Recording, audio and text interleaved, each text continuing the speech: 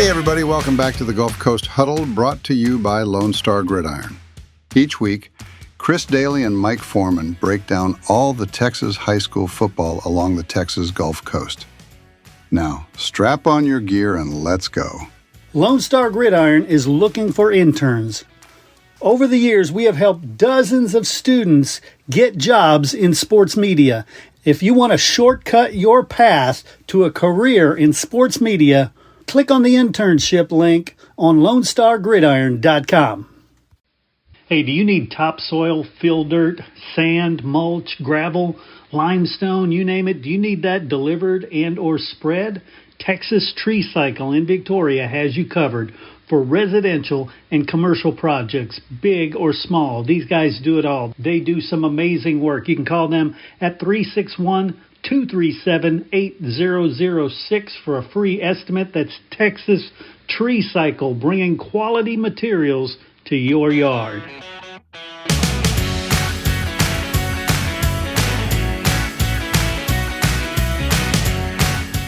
All right, everybody, welcome back to the Gulf Coast Sports Show. I'm Chris Daly, and I am joined, as always, by Mike Foreman. How you doing, Mike? Doing okay, Chris. Just hanging in there right now. I get it. Well, we got a little warmer weather, and we got some big drama when it comes to sports alignment in the area. Yeah, no question. A lot of times, it's much ado about nothing, but that certainly wasn't the case this time. Yeah, so tell me, what stands out to you as the first one? Well, the biggest thing to me was what happened to the Victoria schools, both East and West. They took them both to Region 3 with Victoria East has got Iowa Colony and Richmond Randall. And West, I'm not sure if it's quite as difficult. It has some Fort Bend schools. Now, Marshall's, I believe, usually pretty good. Some of the other schools, Crawford, I guess, is a year-to-year kind of thing. But it was interesting that they took them both to Region 3, whereas in basketball and their basketball realignment, they're going to be back in Corpus Christi. So it's kind of opposite of where it is now, where they were South Region 4 in football, right? Or Region 3 in basketball. Now they'll be Region 3 in football and Region 4 in basketball. Yeah, for me, the regions have always seemed to stay pretty consistent, but it seems this year more teams swapped regions than ever before, and I'm sure that has something to do with changing demographics, but, man, there were a lot of region changes. Yeah, I agree. And actually East and West weren't the only ones. Bay City and El Campo went back to Region 3. Mm-hmm. Whereas Calhoun somehow managed to stay in 4. They took them down with Cal Allen. Yeah. And Vito. That's going to be an interesting rivalry there now with Herntzer at Calhoun playing against Cal Allen, his old school. Right, and not only that, but I thought it was interesting that, that Bay City and El Campo have to go to Region 3, but for them, Kilgore, they took to Region 2. So in that district, because that's always been their, the semifinal, game there is usually Kilgore or one of those teams from that district. Right. But now that, so if they make the semifinals now, they'll still have to play Kilgore, but they won't have to deal with them in Region 3. Yeah. Well, I tell you, the Reeve brothers, they won't have that early meet if they meet up again.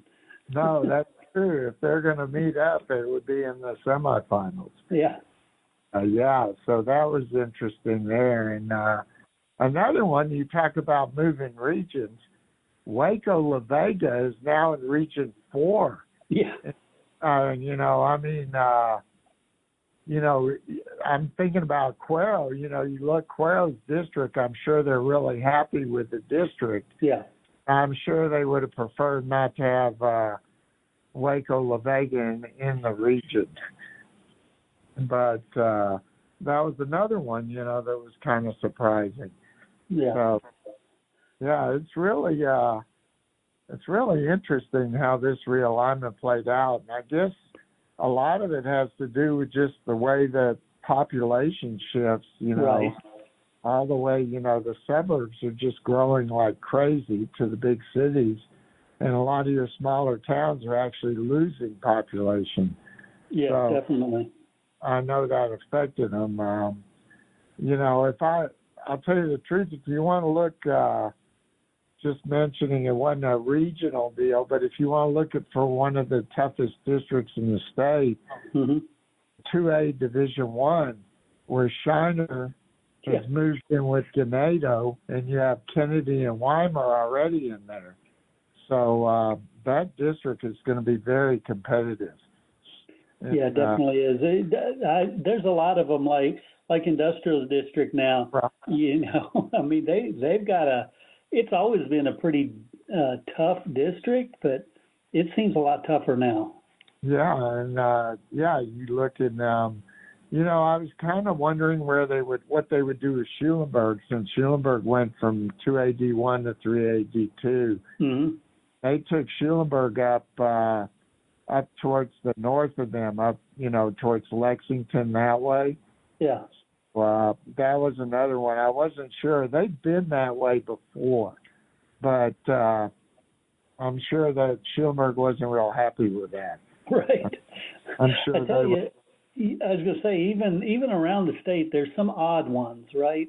The one that stood out to me was Dallas Jesuit, because the district they're in now, the old days they would do it with rubber bands on push pins.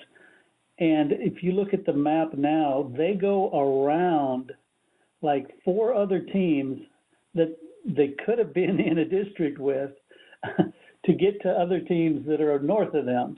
It's just so weird sometimes how they line those up.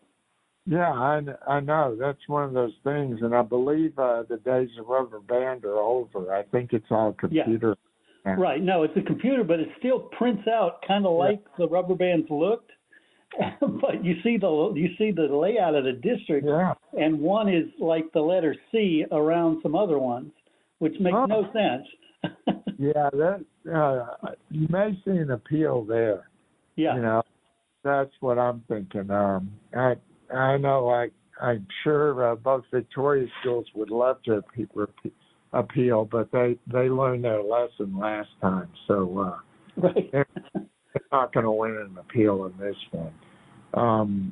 Because travel, really, if you think about it, I guess it's about the same. It's just like for East, instead of going over to Smithson Valley, Piper, and those schools, now you're going up 59, towards that way. And the same with West, really. I'd rather go up 59, especially after the game. Right, as far as travel goes, I agree. It's a lot easier. But it was interesting. I know. And the other one we talked about moving regions. What about Edna? Oh yeah. They took Edna and Palacios and moved them over to Region 3 with Wharton, coming down. They're in a district over there with Columbus. And I know Yoakum and I'm sure Hallettsville were celebrating because they moved them to Region 4. So, that one was a big change, too. I kind of thought that something would change there because of with Wharton and Hitchcock going up. And also I believe Goliad is now over, Goliad's over in another district as well. So, they did shake that up. I hadn't had a chance yet to just count how many districts in our area. I think actually I was kind of hoping we'd eliminate some, but we added some. So, I think you're right. I do think you're right, because you've got some now that used to be in the same district. Now half the teams are in one region and the others in another region. Right. Like, for instance, like Gonzalez did move in with Cuero. Right. Which I'm glad to see. I always thought that was strange. But, yeah, like you say, for instance, 2AD2, we still have that Fall City and Yorktown district, but Woodsboro State South. So there's two districts right there. Yeah, so, and, look at 2A, Shiner moved up, so did Munster. So, of course, Munster lost its quarterback, but that's going to be interesting. That 2AD1 is going to be very competitive in Region 4. Right.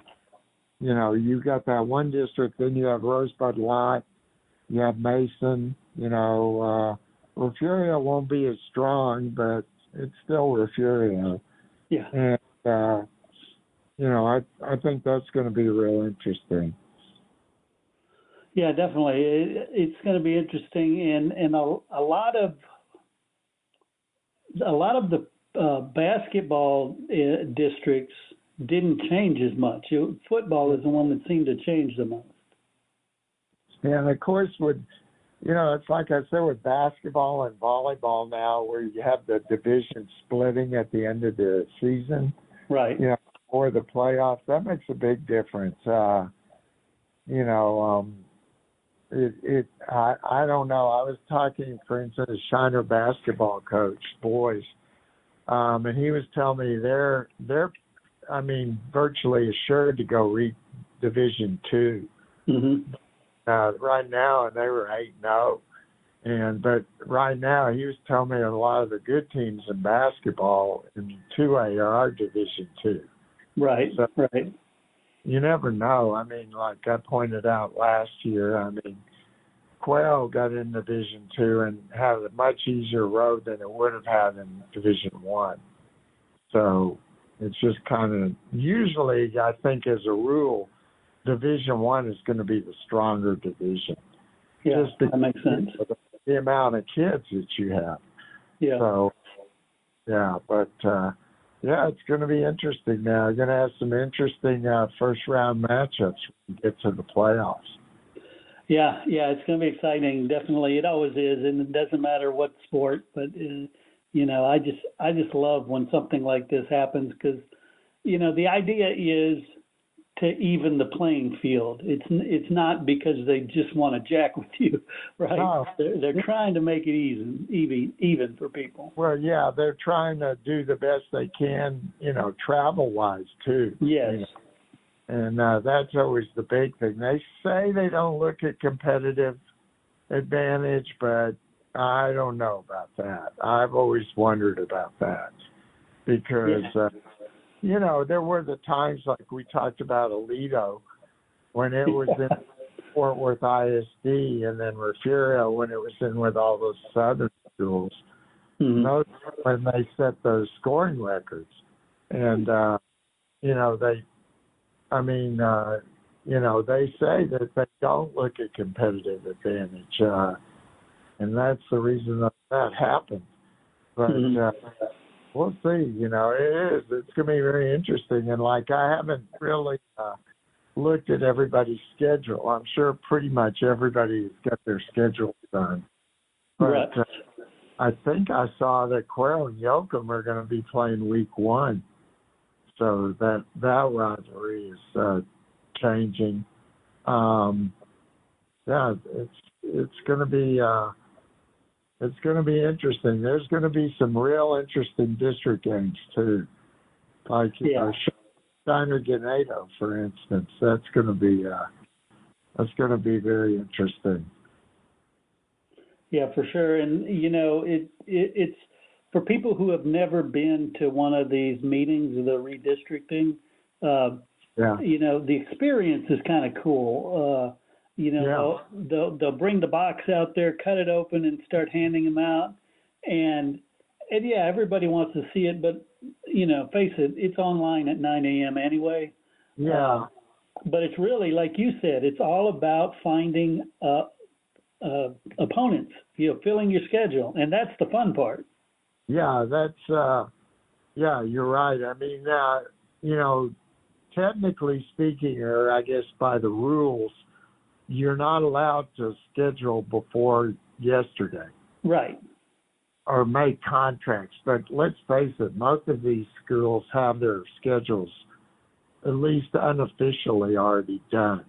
Yeah. But what's interesting at that meeting is when, a coach will be going, I need a week 3, or I need a week 4. So, yeah, it looks just like the freaking stock market.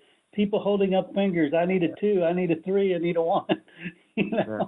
And they're all just connecting with each other till you get to the very end. I went to one in the Houston area before, and you get to the very end, it's the same powerhouse teams that are left going, right. I guess we got to play with each other because everybody sees, like in Houston, no, I'm not playing Galena Park North Shore. No. Yeah, or I'm sure it has a lot of trouble scheduling. Yeah.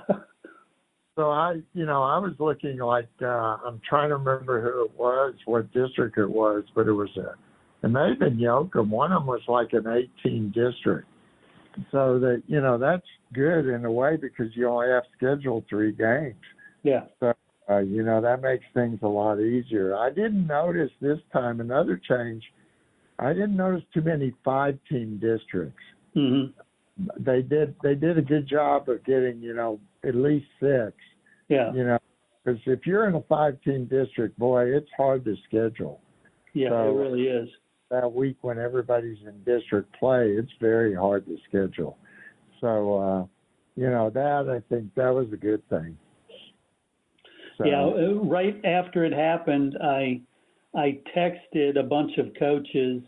I said, off the record, tell me what you think. Because, I know they'll be a little more open if they know I'm not going to write it anywhere. But it was interesting. You could hear responses like, oh, this is going to be great, because they get into a better district for them or whatever. Other ones that are talking about, oh, the travel's going to be killer or well, we still got to play them. And those are the guys who are like not real happy with who they got in with. Yeah, well, I just can't even imagine like Victoria East. I mean, you go from a district where the 4 teams were the last 4 teams in the region to one where now you've got Iowa Colony and Richmond Randall. Yeah. And I'm like, oh my God, those poor guys. I mean, I know. It's geography, a lot of it. Victoria just happens to be in a spot, where it's kind of difficult to match him up. Yeah. Yeah, exactly, because all the surrounding schools are smaller. Yeah. So you've got to go to another big city to get a big school. So, right. I guess they could make another school here and shrink them down, but they're not going to do all that just to play lower level football. Yeah, that's true. That's why, like, I think, some of the areas, like I believe it was Frisco, they made sure that all their schools were 4A, right? Yeah. Or 5A. They kept them all at a certain 5, yeah. enrollment, which helps because then you have all your schools together. So, yeah, we'll see. It's going to be exciting, next year. We get some of these new districts. Yep. I'm looking forward to it. Well, gosh, we've rambled enough. Hopefully everybody has had a chance to look at their new district. Give us some feedback. Use the call-in number, 713-568-6361. Leave a number or leave a message there, and we'll play it out on the show or we'll answer it if you have a question. Sounds good, Chris. All right, Mike. Thanks a lot. We'll talk next week. All right. Take care.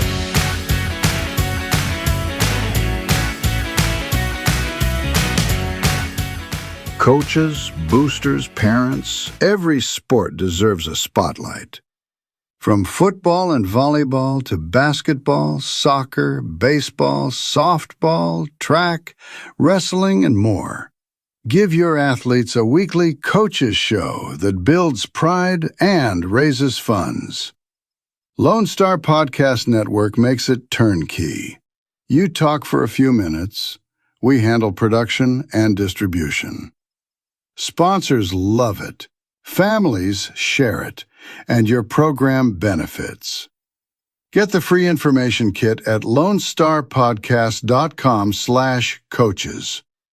That's lonestarpodcast.com/coaches. Your team, your sport, your show.